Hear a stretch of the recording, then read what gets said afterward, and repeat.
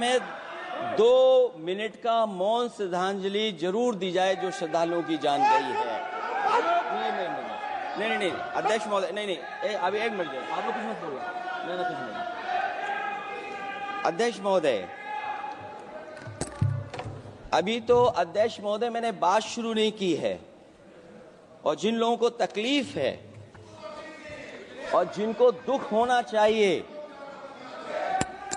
उनके बारे में मैं, हालांकि वो बात मैं बाद में कहना चाहता था कि जो 144 साल बाद महाकुंभ होने जा रहा है उसका इतना प्रचार किया, और मैंने तो कई टीवी इंटरव्यूज में, कई समाचार चैनलों पर ये बात सुनने में आई और सुनते रहे हम लोग कि सरकार ने 100 करोड़ लोगों के आने का इंतजाम किया है, और अगर 100 करोड़, अध्यक्ष महोदय, अगर ये बात गलत है तो मैं रिजाइन आपको देना चाहता हूं।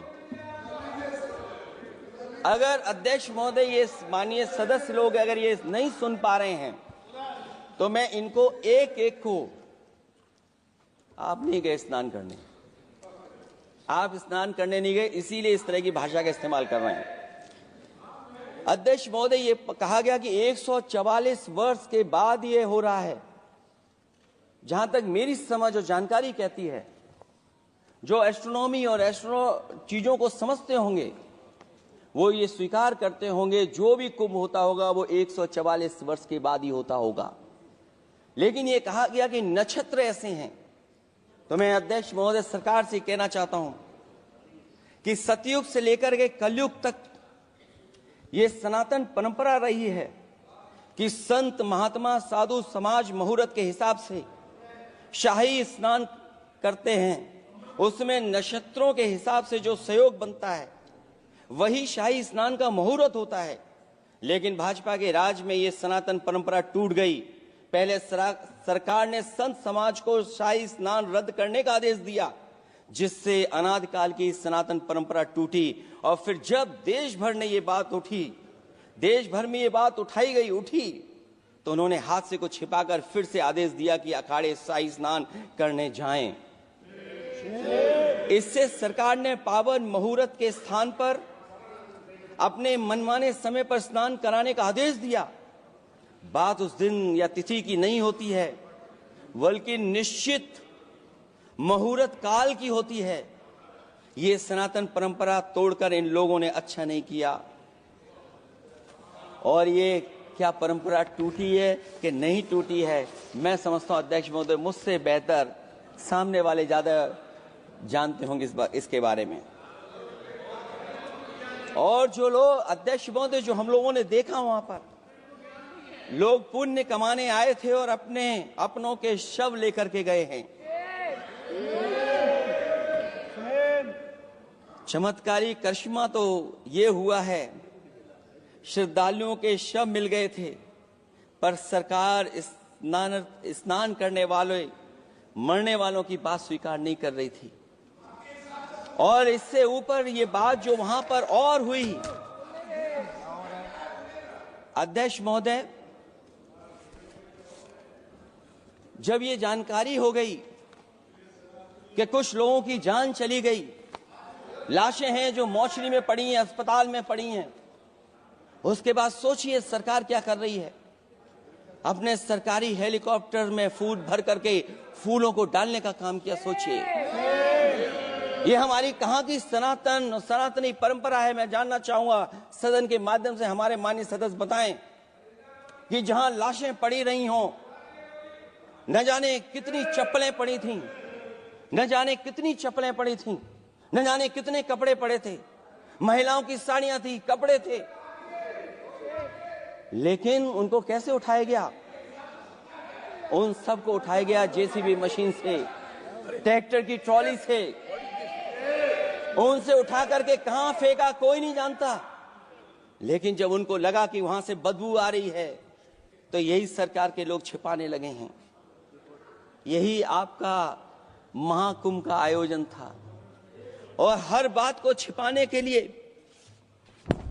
न केवल न केवल ये लोग मीडिया का सहारा ले रहे हैं, मीडिया का सहारा लेते लेते सुनने में आया है कुछ दबाव और कुछ स्वीटनर भी दिए जा रहे हैं जिससे उनकी खबरें बाहर ना आ जाएं। और अगर अध्यक्ष मोदी ये बात सब गलत है मेरी, अगर ये बात सब गलत मैं कह रहा हूं, तो अभी तो नेता सदन को अभी भाषण देना है। और मैं ये बात और कहना चाहता हूं, आप अपने तरफ से जानकारी कर लीजिएगा। हमारे उत्तर प्रदेश के मुख्यमंत्री जी ने शोक नहीं प्रकट किया था।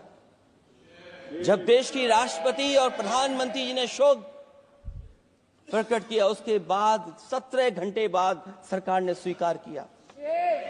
अध्यक्ष मोदी, ये वो लोग हैं जो आज भी कोई सच्चाई स्वीकार नहीं कर सकते।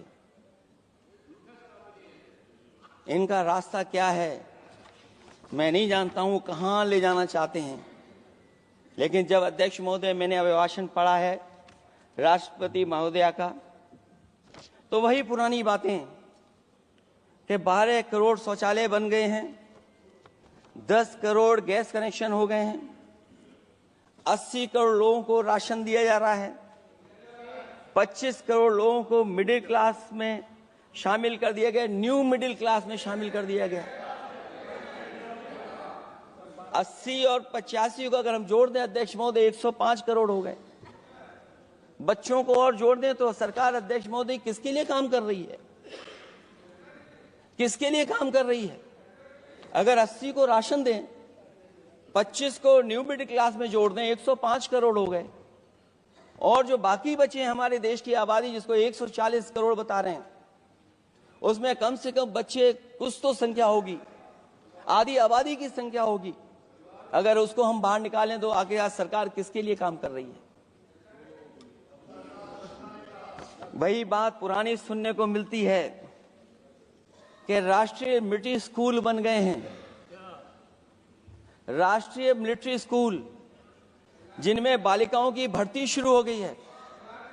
अध्यक्ष महोदय, ये एक बता दें जो नया इन्होंने, उस समय देश के प्रधानमंत्री मनमोहन सिंह जी को जब मैं पहली बार मुख्यमंत्री बनकर के उनसे मिलने गया था, मैं बहुत सारे उनके काम उत्तर प्रदेश के लेकर के गया था। आज वो हमारे बीच नहीं हैं, लेकिन कम से कम उन्हें इसी बात से याद कर रहे हैं जो जो मैंने काम उस समय दिए थे।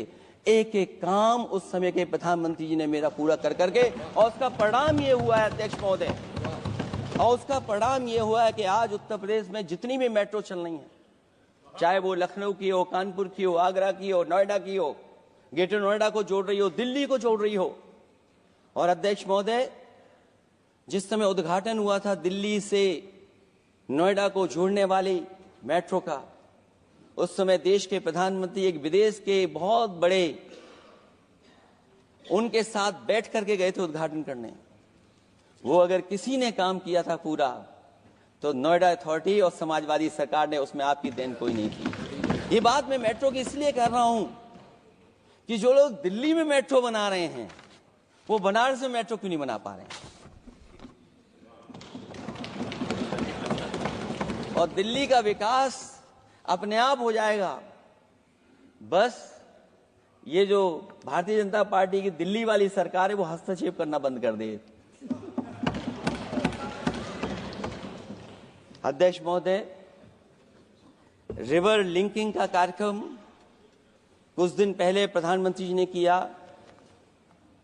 अध्यक्ष महोदय, मैं आपके माध्यम से, जहां किसानों के लिए एक नई चीज आ रही है जिससे कि न केवल उनकी खेती बाड़ी बल्कि बहुत सा सुधार दिखाई देगा। खेती बाड़ी को भी पानी मिलेगा, पीने का भी पानी होगा। इंटरलिंकिंग पुरानी योजना है, और मुझे कहिए कि ऐसे चैनल, ऐसे अखबारों पे FIR लिखा कर उन्हें जेल भेज दो, क्योंकि कुंभ की जो खबर चलाना चाहते थे, कुंभ की जो खबर देना चाहते थे, उन कुछ साथियों पे आपने FIR लिखा दी है। अगर कुंभ पर सच्ची खबर दिखाने वालों पे आप FIR लिखा सकते हैं, तो फिर चीन की खबर, जो खबर चला रहे हैं, उस पर भी आपको FIR लिखानी चाहिए। दूसरा, हमारा एक जाति जनगणना का मसला बहुत पुराना है, ये कोई नया नहीं है। आरक्षण के सवाल पर इस देश में दक्षिण भारत से लेकर के उत्तर भारत में और देश में जगह जगह पर बहुत सारे नेता ऐसे रहे जो आज हमारे बीच नहीं हैं,